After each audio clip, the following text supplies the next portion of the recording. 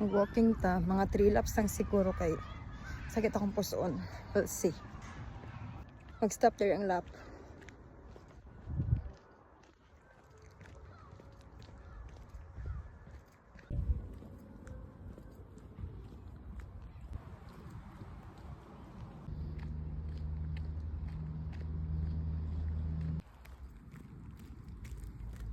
Init.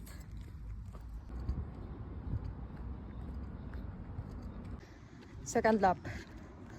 Isa na lang kalap. Or maybe dungagan ko isa. Wala na kay San.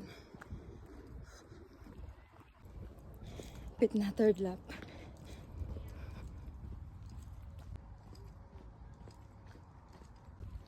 Third lap.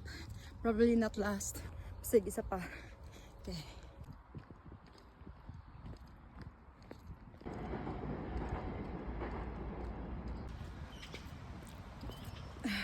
Doon na sa last lap.